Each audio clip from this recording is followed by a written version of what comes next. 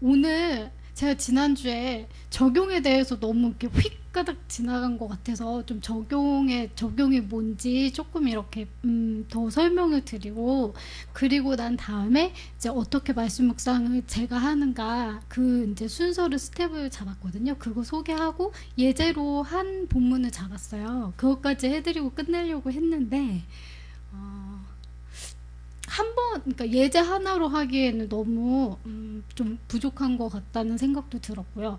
그리고 또 저 혼자 이렇게 예제로 보여드리는 것보다 차라리 다 같이 본문 하나를 딱 정해서 이번 주 한 주 동안에 다 같이 같은 본문을 가지고 다 같이 묵상을 하는 거예요. 그래서 다음 주에 와서 같이 나눠보고, 그리고 또 저는 또 그 본문을 가지고 제가 어떻게 묵상을 했는지 이렇게 같이 쉐어하는 그런 시간을 한 번 더 가졌으면 좋겠다라는 생각에 목사님께 이렇게 부탁을 드렸는데 좋으신가요?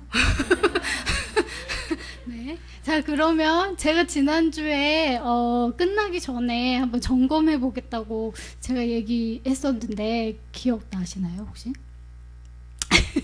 적용에 대해서 제가 중요하다고 적용 없는 성경 공부는 낙태 수술과 같다 이렇게까지 어떤 분 얘기하셨다고 제가 말씀드렸잖아요. 그래서 점검을 한번 해볼게요. 지난주에 이제 어떻게 해석을 해야 하는가 그 해석 방법을 이렇게 같이 나눴잖아요. 그리고 또 그 전주에 어떻게 읽어야 하는가 그거에 대해서 또 나눴고, 그 부분 그 방법을 가지고 혹시 지난주 한 주 동안 성경을 읽어보신 분 계신가요?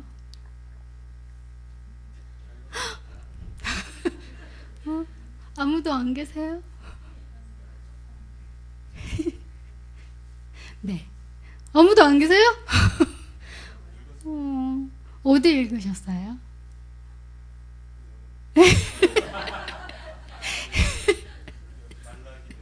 아, 네. 많이 읽으셨네요. 말라기. 제가 왜 이렇게 점검을 하냐면, 제가 지난주에도 말씀드렸지만 앞에서 이렇게 설명을 하고 어떻게 하는 게 좋겠다라고 이렇게 제안을 드려도 하지 않으시면 정말로 다 헛게 되기 때문에 제가 적용이 제일 중요하다고 했잖아요. 아무리 뭔가를 배우고 뭔가에 대해서 어떤 방법이 좋다 이렇게 알려드려도 내가 직접 하지 않으면 아무것도 이렇게 잘할 수가 없기 때문에, 이번 주는 제가 확실하게 숙제를 어디 본문을 읽어오세요라고 말씀드릴 테니까 다음 주에 제가 시켜볼 거예요. 제가 너무 한국 스타일로 이렇게 하니까 다들 말씀도 잘 안 하시는 것 같고 다시 미국 스타일로 돌아갈게요. 다음 주에 한 명 한 명씩 제가 찝어가지고 한번 여기 앞에 서서 제가 이렇게 시켜볼 거거든요. 그러니까 꼭 숙제 해오시길 바랄게요. 자, 이제 2주 전부터 했던 거 살짝 복습을 하자면, 말씀 묵상이란 제가 뭐라고 했었는지 기억나시나요? 말씀 묵상에는 꼭 들어가야 할 세 가지가 있다. 그게 뭐였을까요? 우리가 맨 첫 시간부터 시작했던 거? 여태까지 우리가 뭐에 대해서 나눴나요? 일어나세요! 일어나세요. 오늘 제 남편이 저 방해 안 하려고 오늘 뒤에까지 앉았는데 아무도 저를 안 도와주시면 저 좀 굉장히 슬퍼요. 자, 말씀 묵상이란 제가 뭐라 그랬냐면, 자, 다 같이 읽어볼까요?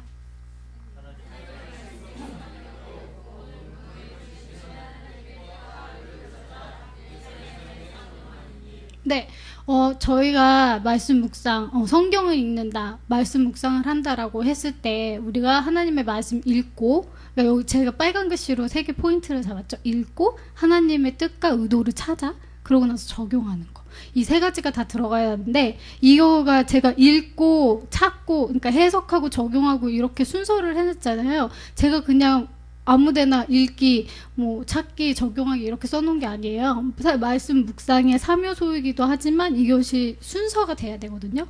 처음에 바르게 읽는 게 먼저 돼야 되고, 그리고 바르게 읽으면서 그 안에서 해석하기, 하나님의 뜻과 의도를 찾는 거. 내 입맛에 맞고 내 목적과 내 뜻에 따라서 성경 본문을 찾아서 읽는 게 아니라 그 본문 가운데서 하나님이 어떻게 말씀하시는가, 하나님의 뜻이 무엇인가, 하나님이 성경의 저자를 통해서 어떤 의도로서 이거를 기록하셨는가, 그것을 찾는 거.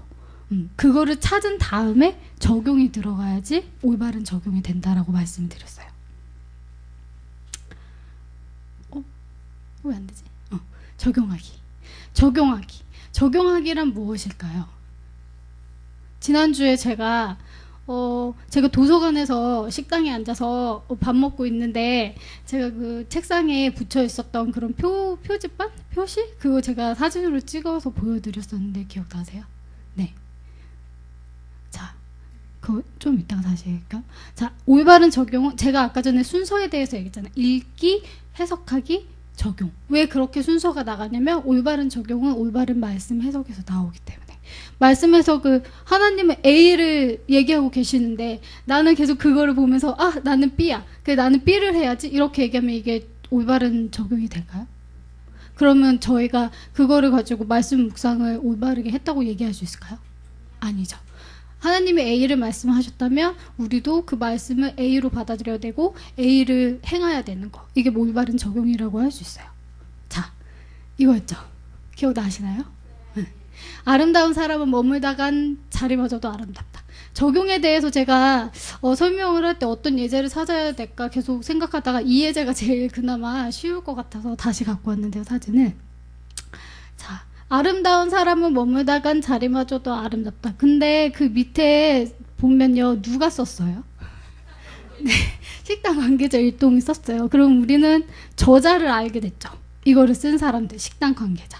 그러면은 식당 관계자가 저자니까 그 저자의 의도는 무엇인지 저희들이 해석할 수 있죠. 해석을 했어요. 자, 식사 후 사용한 의자는 제자리에 넣어주세요. 그래서 저희가 해석한 내용이 저거예요. 처음에 본문을 딱 봤을 때 아름다운 사람은 머물다간 자리마저도 아름답다. 처음에 그 본문만 봤을 때는 무슨 의미인지 전혀 몰랐어요. 그리고 저자가 누구인지 몰랐을 때도 이게 어디서 사용되는 거지? 이렇게 의문점을 갖고 있었는데 저자가 누군지 식당 관계자 일동이라고 했을 때 그럼 이거는 뭔가를 치우는 건가 보다 이렇게 생각을 하게 되죠. 그렇게 해석했을 때 식사 후 사용한 의자는 제자리에 넣어주세요 라는 해석을 했어요. 그러면 이 다음에 저희가 해야 되는 건 뭘까요? 네, 그게 바로 적용이에요. 하나님의 의도를 알고 저자의 의도를 알고 저자의 그 뜻, 속마음을 알았을 때 그것이 무엇인지 올바로 알았을 때 그대로 행하는 것, 그것이 적용이라고 저는 말을 할 수 있어요. 자, so what? 제가 이렇게 써놨어요. 적용이 무엇일까? 우리가 말씀을 읽었잖아요. 말씀을 읽는 이유가 뭐예요? 맨 첫 시간에 나누긴 했었는데 성경을 읽는 이유. 막 성경을 읽는 목적, 우리는 성경을 왜 읽습니까? 막 이렇게 질문 드렸었잖아요. 첫 번째, 목사님이 읽으라 그래서. 두 번째, 시간이 너무 많이 남아돌아서. 세 번째, 하나님의 뜻을 알고 하나님의 뜻대로 순종하기 위해서. 네 번째, 뭐지? 정답이 나와서. 네 번째, 나의 성경적 지식을 뽐내고 잘난 척하기 위해서. 뭘까요? 넷 중에 3번이죠. 우리가 하나님의 의도를 알고 성경을 통해서 하나님의 뜻을 알았을 때 so what? 그 다음에 뭐 어쩌라고? 이게 적용이에요. so what? 다 영어 하실 줄 아시죠? so what? 그래서 어쩌라고? 내가 성경을 읽었고 성경에 대해서 올바르게 해석을 했으면 그 다음에 뭐 어쩌라고? 그대로 살아야겠죠. 말씀대로 살자. 말씀대로 살아야 하기 때문에 우리는 적용이 필요합니다. 두 번째, so how.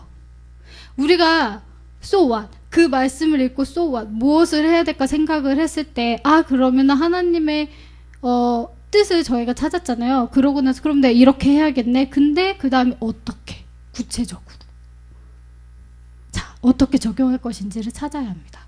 이것이 제가 적용점에서 적용점 찾기, 거기서 제가 생각해낸 두 가지 포인트예요. 어떻게, 무엇을, so what과 so how가 들어가야지 그게 적용이, 올바른 적용이 된다고 저는 생각을 했어요. 그래서 예제를 들려볼게요. 자, 마가복음 9장 43절. 글씨가 조금 작긴 한데 제가 읽어드릴게요. 만일 내 손이 너를 범죄하게 하거든 찍어버리라. 장애인으로 영생에 들어가는 것이 두 손을 가지고 지옥 곧 꺼지지 않는 불에 들어가는 것보다 나으니라. 마가복음 9장 43절. 이거를 읽었어요, 본문을. 근데 제가 so what and so how 이렇게 또 질문을 했죠. 자, 손을 찍어버리라는 얘기인가? 이게 뭐죠? 자, 그러면 말씀을 한번 같이 해석해 볼게요. 지금 이 마가복음 9장 43절에 나와 있는 게 내 손이 범죄하게 하면 내 손을 진짜 찍어버리라는 말씀인가요? 아니죠. 어떻게 받아들여야 돼요? 여기 이 말씀을 하신 예수님의 의도는 뭐예요? 범죄하지 말라는 거죠. 그쵸? 그럼 so what? 범죄하지 말자. so what에 대해서 제가 답을 했어요. so what? 범죄하지 말자. 그럼 so how? so how는 구체적인 거라고 했잖아요. so how에 대한 답을 찾기 위해선 여기선 답이 없어요. 내 상황에 맞게 나의 지금 실정에 따라서 그 적용할 수 있는 적용 그 점이 되게 많이 달라지거든요. 예를 들어서 지금 뭐 제가 무슨 예를 들까요? 내가 어떤 죄를 범했지? 아니요. 네. 제가 가끔씩 네, 그렇네요. 가끔씩 화가 난다고 이 자리를 빌어서 고백하지만 남편을 좀 때려요. 저의 적용점은 여기서 저의 적용점 앞으로는 내 손으로 남편을 때리지 말자 이런 적용을 가질 수도 있고요. 마가복음 9장 여기 읽어보면 발로도 범죄하는 그 얘기가 있거든요. 뭐 그렇게 적용이 가능할 수 있고, 그리고 아니면 뭐 내가 좀 손버릇이 나쁘다 이런 분 계시나요 혹시? 손 안 들으셔도 되고요. 혹시라도 그런 분이 이 말씀 읽고 적용을 하게 되면 나는 이제 다른 사람의 물건을 훔치지 말아야겠다. 이거는 죄구나. 이렇게 생각할 수도 있고요. 메시지는 하나예요. 범죄하지 말자. 이 메시지는 하나. So what? 이게 메시지거든요. 메시지는 하나이지만 so how? 이거는 아주 여러 가지일 수 있다. 이것이 바로 적용이에요. 한 개만 예제 더 드려드릴게요. 자, 이거 지난주에 목사님한테 제가 여쭤봤어요. 적용을 하긴 하는데 이렇게 본문을 읽다가 적용하기 되게 어려운 부분들이 많잖아요. 어떻게 적용을 해야 될지도 모르겠고, 그래서 그것에 얘 하나만 들어주세요 했더니 이제 족보 말씀을 해주셨거든요. 그래서 창세기 5장의 족보를 보면 아담의 족보가 쫙 나와요. 그래서 이것은 아담의 계보를 적은 책이라. 그래서 뭐 아담은 누구를 낳고, 뭐 아담과 하와가 누구를 낳고, 뭐 셋은 누구를 낳고, 셋은 에노스를 낳고, 이런 걸 쫙 나오는데 족보를 딱 보고 나서 생각을 해봤어요. So what? 그리고 so how? 아담의 족보가 도대체 나와 무슨 상관이지? 이 질문을 하게 됐어요. 제 스스로. 그렇게 질문을 할 때, 그러면 하나님의 말씀 성경은 하나님의 뜻이 있고 하나님의 의도가 있어서 족보를 그 안에 넣어주신 게 분명 확실한데, 나하고 아무런 상관도 없고 적용이 되지 않는 본문인데 왜 하나님 성경책에 그 말씀을 적어 놓으셨지? 이런 질문을 하게 됐어요. 그래서 계속 족보, 창세기 5장에 있는 족보에 대해서 계속 읽어 내려갔어요. 읽어 내려가다가 어떤 걸 알게 됐냐면, 계속 누구는 누구를 낳고 누구는 누구를 낳고 계속 이렇게 나와 있잖아요. 처음에 창세기 5장 바로 직전에 사건이 하나가 있어요. 창세기 4장에. 아시는 분 계세요? 성경 정말 안 읽으신다. 창세기 4장 누구 아시는 분 없으세요? 네, 가인과 아벨 사건이 나와요. 가인이 아벨을 죽였죠. 그리고 가인은 또 그 땅에서 쫓겨나서 유리하는 자가 돼버렸어요. 그거를 딱 보고 아담과 하와에게 하나님께서 언약을 주셨고 그들에게서 나온 자식들, 자손들을 이렇게 번성해 주시는 축복, 그것이 나중에 예수님까지 이렇게 계속 내려오게 하셨다는 그런 약속을 주셨는데, 보니까 아벨 죽어버리고 가인은 다른 데로 가버렸어요. 그거를 발견하게 됐어요. 근데 여전히 족보는 계속 나와요. 이게 하나님이 창세기 5장에 이 족보를 적게 하신 의도가 혹시 이게 아닐까? 아무리 사람이 범죄하고 아무리 사람이 부족해도 하나님의 뜻은 끊어지지 않는다. 그래서 이 창세기 5장을 보면서 아담의 족보와 나 무슨 상관이 있지? 이제 소왓을 찾았죠. 하나님의 의도를 찾았어요. 그래서 so how, 나는 어떻게 할 것인가? 그렇다면 나도 그 족보 안에 들어가 있지 않나? 그쵸? 우리는 영적인 이스라엘이니까. 그러면 지금 아무리 문제가 많아 보이고 아무리 내가 부족해서 하나님과 멀리 떨어져 있는 것 같지만 하나님의 뜻은 분명히 끊어지지 않는다고 얘기했잖아요. 하나님, 나를 향하신 하나님의 계획과 나에게 주신 하나님의 언약은 성취될 거구나. 이런 적용. 얼마든지 할 수 있죠. 그러니까 적용을 하지 못하는 이유는 본문을 제대로 해석을 하지 못했기 때문이에요.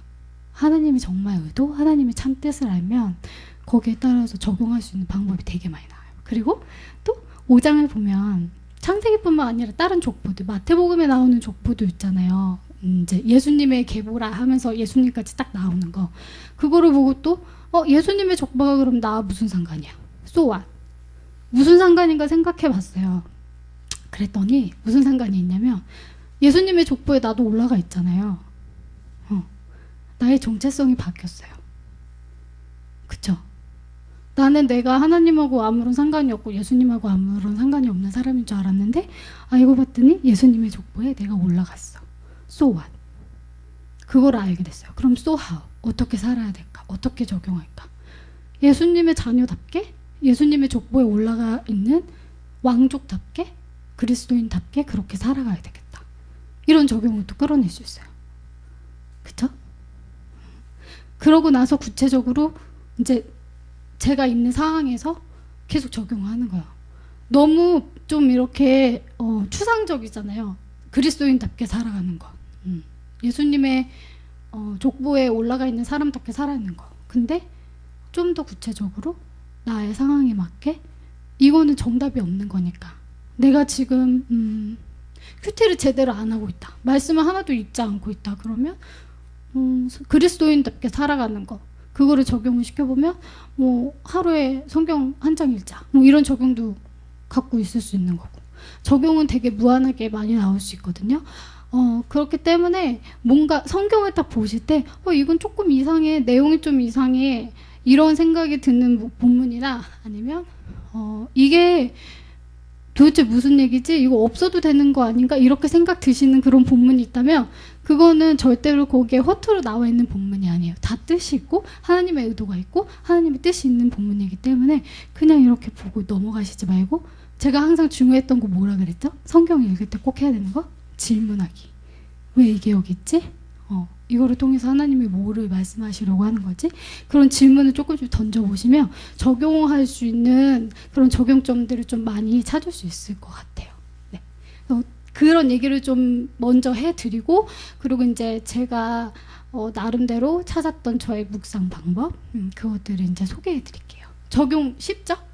쉽죠잉? 쉽죠? 자, 웰컴 투 묵상 레시피.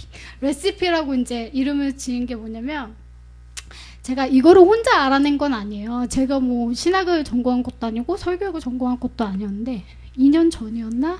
제 신학생 수련회에 참석을 하게 됐어요. 제가 신학생은 아니지만 되게 감사하게 어떻게 기회가 돼서 피아노 하나 친다는 이유로 반주하러 와주세요. 이렇게 했는데 거기서 설교학이랑 뭐였지?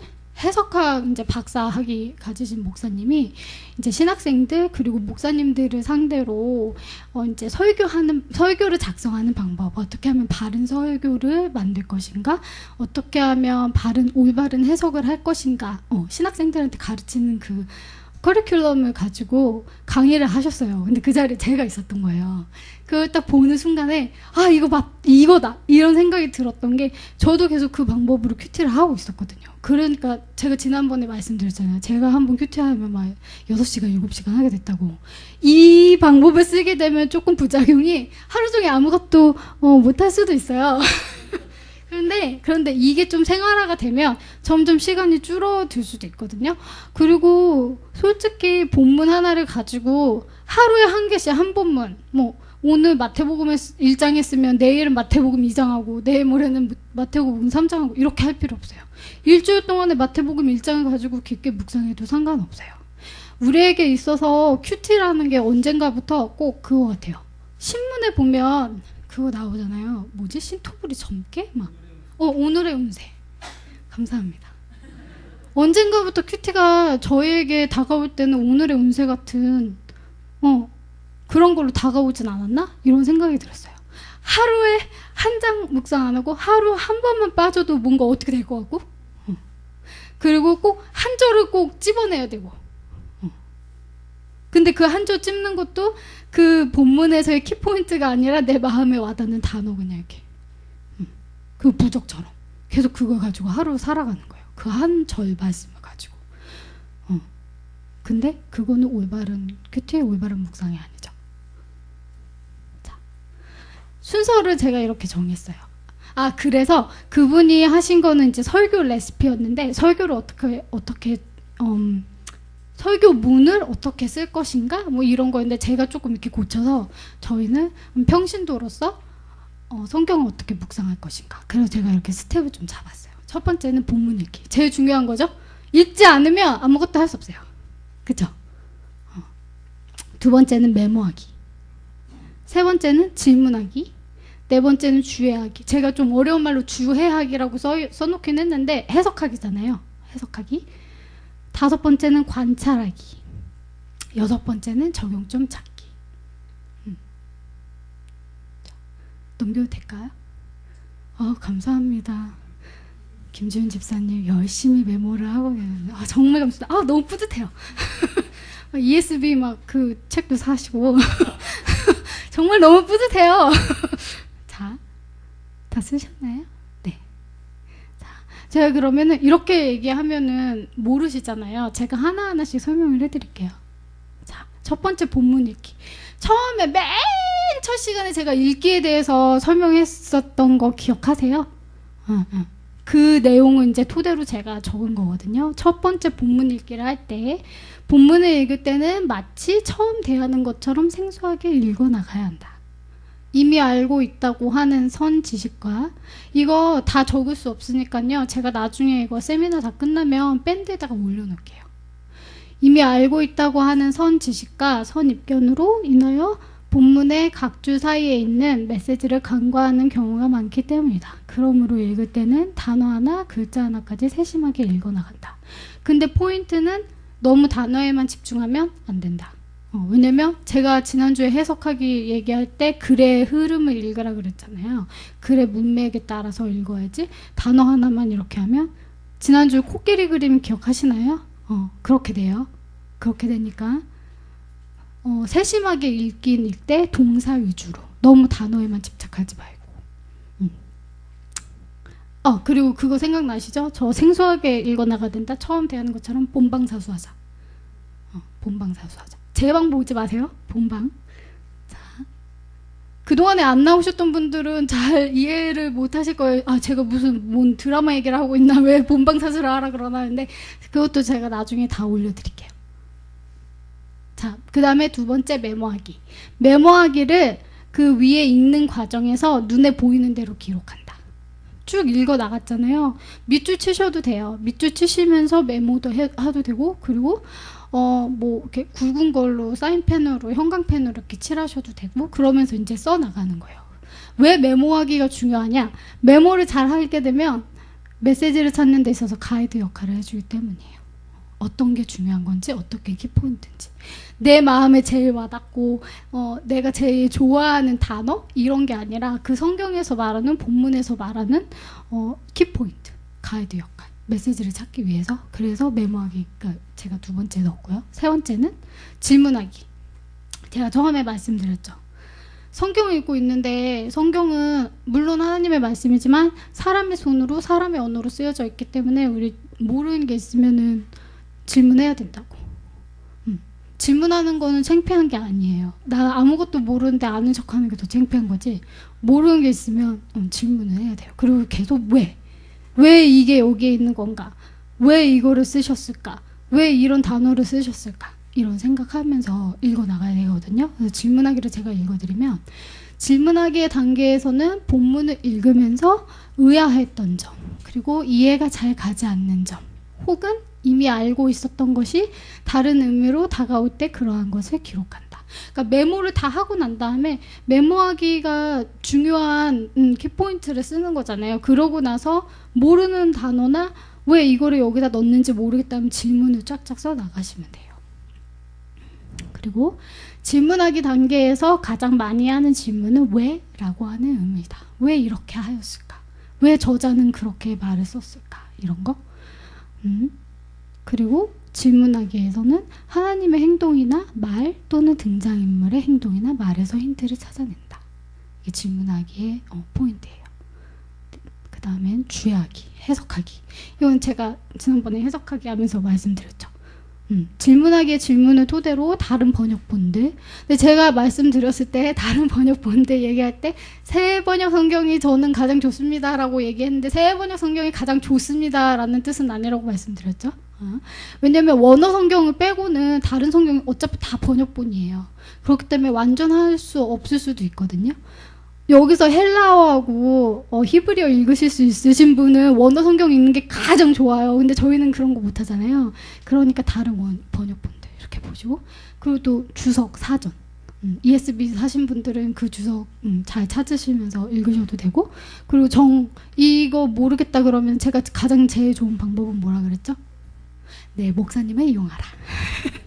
네, 그러면서 이제 주의하는 작업을 하는 단계예요.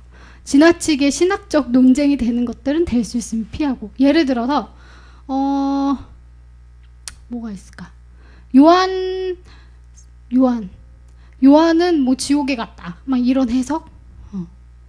이런 신학적 논쟁이 될 수 있는 거는 피하고, 다른 서적들을 참고한 후에는 그거를 그대로 베끼시지 마시고 그거를 또 나의 단어로, 나의 말로 이렇게 기록을 해보세요. 주석 보는 것도 되게 중요하고, 뭐 이렇게 사전 보는 것도 되게 중요하지만 주석 또한 그 신학자의 주관적인 해석이잖아요. 그러니까 그것을 토대로 우리는 참고만 할 뿐이에요. 그거를 맹신할 수는 없어요. 틀릴 수도 있기 때문에. 하지만 신학자들은 저희들보다 공부를 더 많이 했고 저희들보다 말씀에 대해서 더 많이 알기 때문에 우리는 참고는 할 수 있어요. 그렇기 때문에 다른 서적들을 참고한 후에는 우리말로 꼭 이렇게 기록해보기. 그것이 주의하기 그 단계고요. 다음은 본문 관찰하기. 관찰이라는 말 아시죠? 주의 작업이 끝나면 이제 쫙 썼어요. 그러면 이제 다시 본문으로 돌아가는 거예요. 성경책으로 돌아가서 다시 찬찬히 다시 한번 읽어보는 거예요. 한 번 읽고 나서 알 수 없잖아요. 딱 읽고 그 다음에 주의를 하고 어느 정도 하나님의 의도 그리고 그 안에 들어있는 하나님의 뜻을 알았으면 다시 읽어보는 거예요. 이것이 맞는 것인가?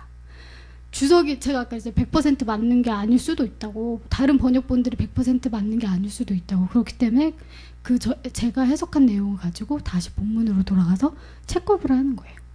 그래서 관찰하기. 자, 주의 작업이 끝나면 이제 다시 본문으로 돌아가 본문의 의미와 하나님의 뜻, 메시지 다 똑같은 말이죠. 의미, 하나님의 뜻, 메시지 그거 찾으면서 다시 관찰을 하는 단계이다. 이 단계에서는 많은 묵상 아이디어와 적용점을 찾아낼 수 있다. 본문 관찰은 주애나 주석을 베끼는 것이 아니라 제가 아까 얘기한 거죠. 자신이 이해한 자신의 말로 다시 적는 것이다. 이 과정에서 묵상과 적용이 함께 들어가게 된다. 적용점 찾기. 거의 다 끝났어요, 박근진 집사님. 주무시지 말아주세요. 앞에서 그렇게 눈 감으시면 저 상처받아요. 네. 너무 ESV 사셨다고. 제 말씀도 좀 제 말도 좀 들어주세요. 자, ESV는 말을 못 하잖아요. 적용점 찾기. 이게 마지막 단계거든요. 적용점은 이제 무엇을 해야 하는가, so what. 메시지 찾고 구체적으로 찾아내는 단계이다. 그리고 그 다음에 적용은 구체적으로 so how, 어떻게 하는 걸 어떻게 이렇게 생각하면서 하는 것이 좋다. 예를 들어서 제가 아까 성경 얘기했잖아요. 본문 안에서 뭐 아까 시편 1편 그 말씀을 중요하게 생각하는 그 구절이 뭐가 있을까요? 말씀 묵상에 네, 만약에 저걸로 묵상을 한다고 하면 메시지 so what 그래서 뭐 어쩌라고 말씀을 읽으라는 소리죠. 말씀을 근데 성경을 그냥 읽자, 말씀을 읽자, so what 그렇게 얘기하는 것보다는 so how 구체적으로 나한테 적용해서 이제 하루에 10분씩 읽자. 추상적인 적용보다는 구체적이니까 훨씬 하기가 쉽죠. 아니면 하루에 한 장씩 읽자. 이렇게 찾아내는 거. 그것이 적용점 찾기예요. 네. 자, 그럼 제가 다 끝났군요. 제가 오늘은 파워포인트를 2가지를 준비를 했어요. 네. 이거는 이제 이론편이고요. 실전편. 따라. 자, 본문 읽기. 제가 본문을 창세기 12장 10절에서 20절로 이렇게 정했거든요. 그래서 이 본문을 읽어 나갔어요. 여기 앞에 다 나와 있어요. 네. 저희 문화인이잖아요. 21세기. 네. 자, 그럼 이거 다 같이 한번 읽어볼까요? 이거 보이세요? 근데 글씨? 너무 작죠? 괜찮아요? 네, 그럼 한번 읽어볼게요. 시작!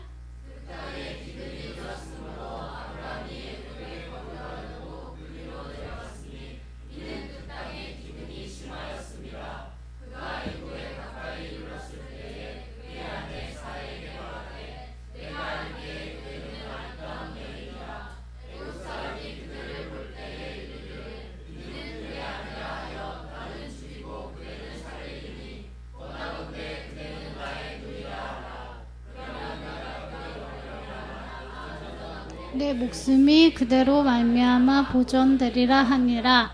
아브라함이 애굽에 이르렀을 때 애굽 사람들이 그 여인이 심히 아름다움을 보았고 바로의 공관들도 그를 보고 바로 앞에서 칭찬함으로 그 여인을 바로의 궁으로 이끌어 들인지라.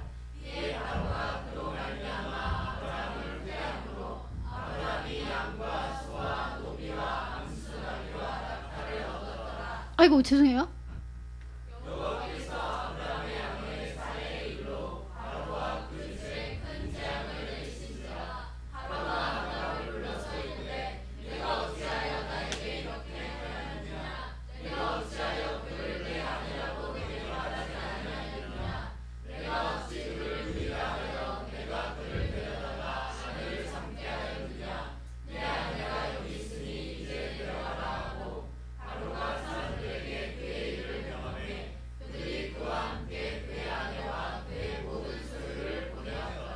네, 이 본문을 잡았어요. 이 본문의 이야기 다 아시죠? 가나안에 기근이 들어서 아브라함이 그 기근을 해결하기 위해서 애굽으로 내려갔는데 아브라함이 뭐라 그랬죠? 걱정했던 게 사례가 너무 이뻐서 다른 사람들이 나를 해할 수도 있으니까 너를 내가 누이라고 부르겠다. 그렇게 했더니 생겨났던 사건이 바로가 취했죠. 사라를 자기 아내로 그랬는데 결국에 나중에는 하나님이 그 일 때문에 바로하고 그 집에 큰 재앙을 내려서 나중에 바로가 그걸 알게 되고 나중에 이제 다시 사라를 다시 이렇게 풀려주는 그런 장면인데요. 자, 여기 중간중간에 좀 이렇게 언더라인 해놨잖아요. 읽으면서 제가 조금 이렇게 해놓은 거였거든요. 이걸 이제 토대로 해서 메모하기를 들어갈게요. 메모. 그 땅에 기근이 들었다. 기근이 심하였다. 아브라함이 애굽에 거류하려고 내려갔다. 아브라함은 두려웠다. 아내에게 누이라고 하라고 했다. 아내로 목숨을 보존하고자 했다. 애굽 사람들이 사라의 아름다움을 보았다. 바로가 아브라함을 후대했다. 그리고 양, 소, 노비, 암수나귀, 낙타를 얻음. 하나님께서 바로의 집에 재앙을 내림. 아내와 모든 소유와 함께 애굽을 나옴. 메모하기는 정답이 없어요. 제가 그냥 눈에 보이는 대로 이렇게 메모를 했어요. 그리고 나서 질문하기. 질문을 만들었어요. 이 질문을 할 때 중요한 게 뭐냐면요. 묵상을 위한 질문을 하면 절대로 안 돼요. 그러니까 어떻게 설명을 할까? 내가 뭔가 답을 알고 있어요. 제가 처음에 얘기했을 때 본방사수 해야 된다고 말씀드렸죠. 근데 본방사수 하지 않고 나는 이 스토리 잘 아니까 이 스토리에 대해서 하나님은 분명히 나한테 뭐 하나님께 순종하라 뭐 이런 식으로 말씀하실 거야. 그러면 이제 순종이라는 그 답을 이끌어내기 위해서 질문을 만들 때가 종종 있어요. 그렇게 하면 안 돼요. 진짜 모르겠는 거. 질문이라는 게 모르는 거 적는 거잖아요. 뭔가 답을 알고 있는데 질문을 만든다? 이거는 올바른 질문이 아니거든요. 그래서 질문하기를 할 때 진짜 모르겠는 거를 적는 거예요. 그래서 저는 뭐를 적었냐면 가나안의 기근이 심한 이유는 무엇인가? 진짜 모르니까 내가 어떻게 알아?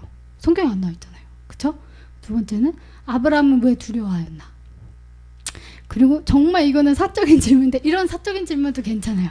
사라의 나이가 65세가 넘었을 텐데 그 미모는 어찌된 일인가? 그 시대에 뭐 수술이 있었던 것도 아니고. 자, 그리고 그 다음에 애굽 왕은 사라를 아내로 삼은 것인가? 이런 질문도 할 수 있고요. 그리고 또 바로가 소유물을 모두 내어준 이유는 무엇인가? 참 어처구니 없는 질문도 있잖아요.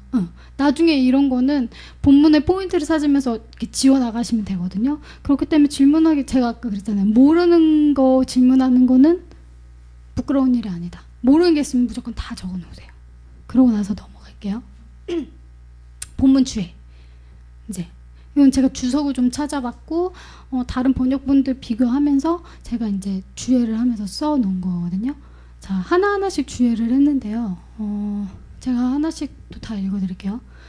그 땅에 기근이 들었으므로 아브라함이 애굽에 거류하려고 그리로 내려갔으니 이는 그 땅에 기근이 심하였습니다.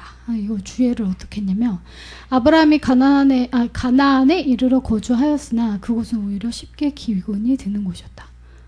본문은 그 땅에 기근이 심하였다고 말을 한다. 기근이 심하였다는 말은 기근이 견디기 힘들 정도로 심하였다는 말이다. 결국 아브라함은 기근을 피하고자 애굽으로 내려간다. 저 본문에 있는 말을 쉽게 해석해서 다시 적어놓은 거예요. 자, 그 다음에 11절. 제가 이거를 끝까지 다 썼어요. 이거 다 읽어드릴까요? 시간이 한번 읽어볼게요. 안 되면 뭐 다음 주로 넘어가면 되니까. 자, 그가 애굽에 가까이 이르렀을 때 그의 아내 사라에게 말하되 내가 알기에 그대는 아리따운 여인이라. 이제 여기서 이제 또 제가 주의를 들어가요. 애굽에 가까이 이르자 아브라함은 걱정거리가 하나 생겼다. 아브라함의 말을 빌어볼 때 사라는 아름다운 여인이었다. 이상한 것은 그녀의 나이가 최소 65세 이상일 텐데 아름답다고 하는 표현이다. 당시의 기준이 무엇인지는 모르지만 정말 아름다웠을까? 자, 12절.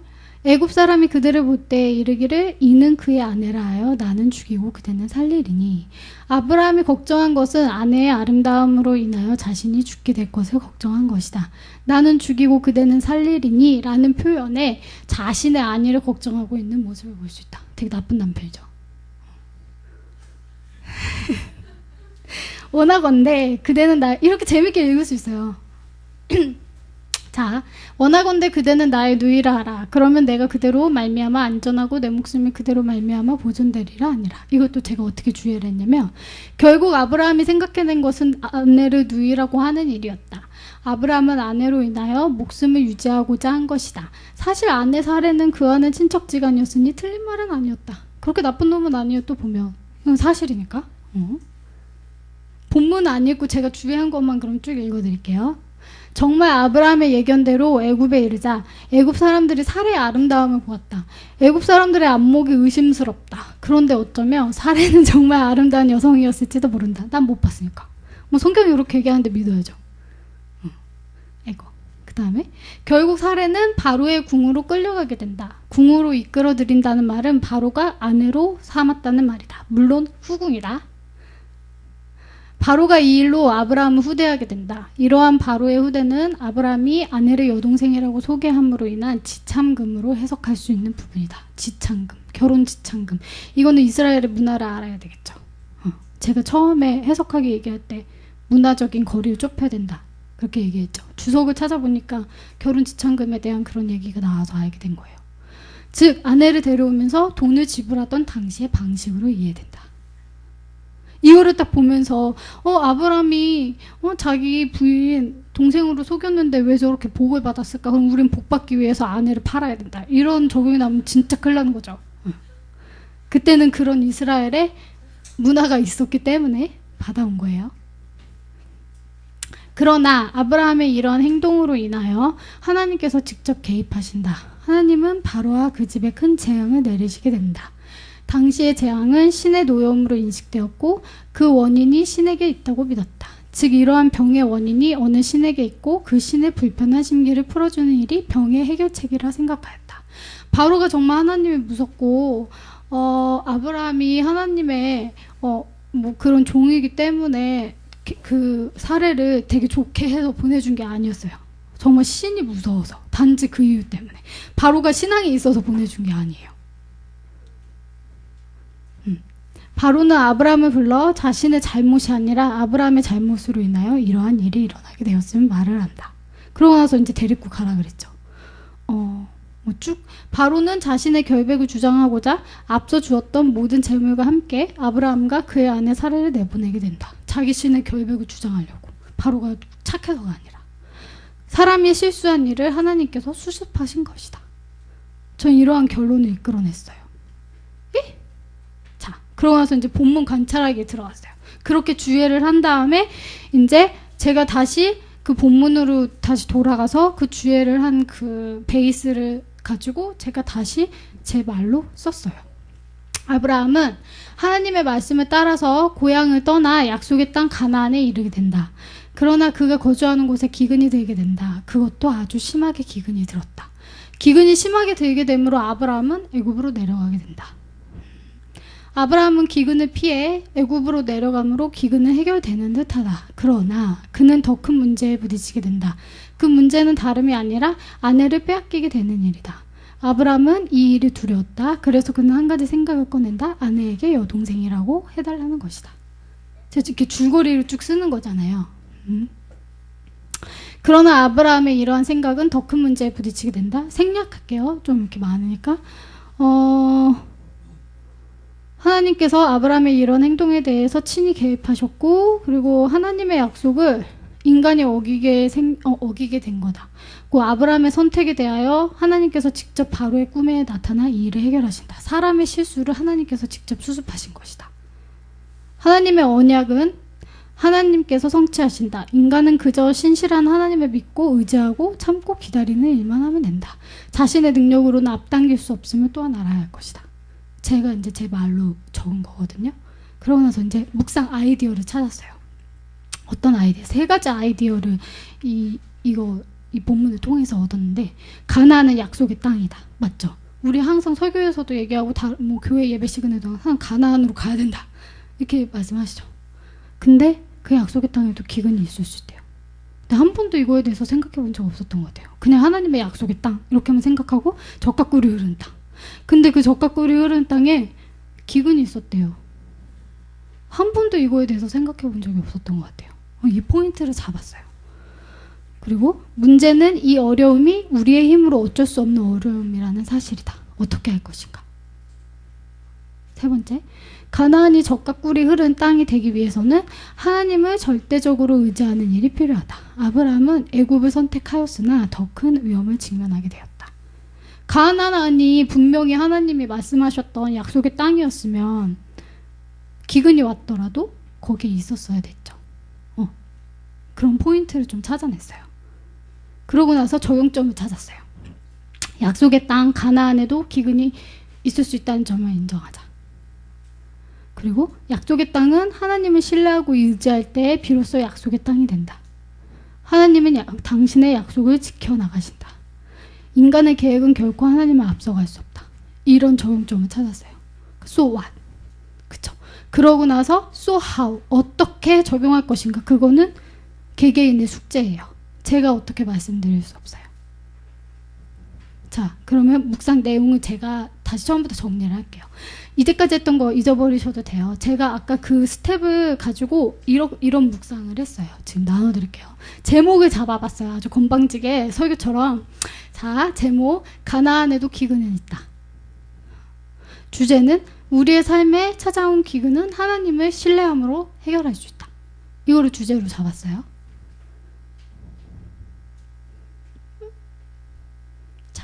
우리의 삶에 찾아온 기근에 대하여 우리는 어떻게 하여야 하는가? 예수를 믿으면 하나님의 인도하심으로 우리의 삶에 기근이 찾아오면 안 된다고 생각하는 것이 일반적인 우리의 믿음이다. 그쵸? 왜 예수님 믿는데 왜 이렇게 나는 힘들어야 되고, 예수님 믿는데 나는 왜 이렇게 상처받아야 되고, 예수님 믿는데 나는 왜 이렇게 가난해야 되고, 예수님 믿는데 나는 왜 이렇게 아파야 되고. 복받은 우리가 어찌해서 기근과 같은 경우를 겪어야 하는가? 그러나 성도인 우리의 삶에도 기근은 있을 수 있다는 것이다. 왜냐하면 가나안에 기근이 있었으니까. 하나님의 약속의 땅에도 기근이 있었으니까. 그 가나안 땅에 사는 우리 성도들도 우리의 삶에도 기근이 있을 수 있다. 성경의 아브라함에게도 기근이 찾아왔다. 분명히 하나님이 인도하셨고 약속의 땅인데 왜 기근이 찾아오는 것일까? 이러한 기근에 대하여 아브라함은 애굽으로 이주할 것을 선택하게 된다. 그러나 아브라함의 선택에 있어서 문제점이 있다. 아브라함은 두려움이 있다. 혹시나 죽지는 않을까 하는 두려움이다. 그래서 그는 아내를 누이라 하였고 결국 애굽 왕은 사례를 아내로 삼게 된다. 이러한 아브라함의 선택에 대하여 하나님께서 직접 개입하신다. 애굽 왕의 집안에 재앙을 내리시는 하나님으로 인하여 애굽 왕은 아브라함과 사례를 내보내게 된다. 우리의 문제는 가나안을 떠나는 데에 있다. 가나안은 분명히 약속의 땅임에 틀림이 없다. 그러나 여전히 가나안에도 기근은 있을 수 있으나 그곳은 우리는 떠나서는 안 된다. 그런데 더욱 중요한 것은 떠나고 안 떠나고의 문제가 아니라 하나님을 신뢰하는 데에 있다. 결국 이삭의 때에도 기근이 찾아오고 이삭은 떠나지 않게 되고 기근은 해결된다. 자, 제가 저기에 저렇게 썼어요. 더욱 중요한 것은 떠나고 안 떠나고의 문제가 아니라 하나님을 신뢰하는 데 있다. 만약에 아브라함이, 그러니까 저희는 아브라함을 뭐라고 욕할 수 없어요. 왜냐면 기근이 찾아왔으니까 당연히 먹을 거 찾으러 내려갈 수 있잖아요. 근데 아브라함이 애굽 땅에 가서도 하나님을 신뢰를 했더라면 두려워했을까? 저는 이런 질문을 던지게 됐던 거예요. 우리는 무턱대고 하나님이 주신 약속의 땅인데 거기를 떠난 아브라함은 정말 믿음이 약한 사람이야. 이렇게 생각할 수 있잖아요. 근데 저는 그것을 보지 않고 애굽에 갈 수도 있어. 근데 애굽에 갔는데 문제는 뭐였냐면 하나님을 신뢰하지 못했다라는 거예요. 이렇게 포인트를 잡았어요. 그러고 나서 적용하기. 가나안에도 기근이 있음을 인정하자. 기근과 같은 어려움의 시간에 하나님의 방법을 택하자. 그리고 또 세 번째는 아브라함과 같이 실수하기 전에 먼저 묻는 믿음을 갖자. 이렇게 적용하기를 잡고 이게 so what이잖아요. 이거를 so how, 어떻게 구체적으로 할 것인가. 그거는 이제 나의 삶에 비춰봐서 뭐 가나안에도 기근이 있으면 인정하자. 나는 지금 크리스찬이고 나는 정말 하나님을 신실하게 믿고 있는데 내 삶은 너무 힘들어. 이러신 분이 있을 수도 있잖아요. 그러신 분은 근데 가나안에도 기근이 있구나. 내 삶에 기근이 있는 건 당연한 거구나. 크리스찬으로서 내가 힘들게 살고 있는 거는 당연한 거구나. 하나님의 무슨 뜻이 있구나. 그런 적용점. 그리고 기근과 같은 어려움의 시간에 하나님의 방법을 택하자. 하나님은 어떻게 하셨을까? 나를 향한 하나님의 방법은 무엇이고 나를 향한 하나님의 뜻은 무엇일까? 이런 적용. 그리고 아브라함과 같이 실수하기 전에 먼저 묻는 믿음을 갖자. 제가 이 본문을 쫙 읽어내렸는데 가나안에 기근이 왔을 때 아브라함은 하나님을 찾지 않았어요. 그 전 본문, 그 창세기에서는 무슨 일 있으면 하나님한테 뭐 기도하러 갔다고 얘기했고 뭐 여호와를 찾았더라 이런 말이 되게 많이 나왔는데 이 본문에서는 단 한마디도 그런 말이 나오지 않았어요. 그래서 추론해낸 게 아브라함은 하나님한테 묻지 않았구나. 하나님한테 묻지 않았기 때문에 하나님의 방법을 알지 못했어요. 그렇기 때문에 우리는 먼저 하나님께 묻는 믿음을 갖자. 저는 이렇게 적용하기를 잡았어요. 네, 이게 저의 창세기 그 본문을 통해서 어떻게 묵상을 한 건지 제가 나눠드렸어요. 이건 끝났고요. 다음 주는 지금 이거는 저 혼자 막 묵상을 막 한 거잖아요. 재미없잖아요. 그쵸? 막 조시는 분들도 계시고 막 이런데 자, 다음 주에는 제가 이거를 그 전부터 막 묵상해갖고 적어놓은 게 아니고요. 딱 여러분한테 보여주려고 지난주에 딱 그냥 본문 딱 잡고 이렇게 한 거예요. 그래서 아직 다음 주에 어떤 본문을 할까 생각을 안 했는데 우리 그 본문을 할까요? 베드로가 물에 빠진 본문? 그거 되게 많이 얘기 들었잖아요. 제가 이거를 생각해낸 게 선입견을 가지고 이 말씀을 볼 수도 있잖아요. 우리는 너무 잘 알고 있는 본문이기 때문에. 그러면 제가 본문을 지금 정해드릴게요. 마태복음 14장. 이거는 꼭 해오셔야 돼요. 제가 다음 주에 진짜 한 명 한 명 다 집어서 제가 쉐어한다고 그랬어요.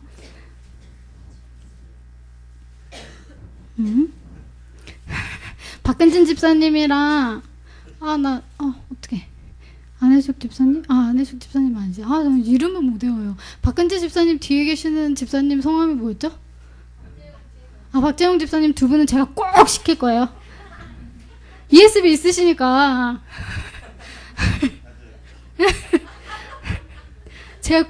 제가 여기 나와서 같이 할 수 있게. 네.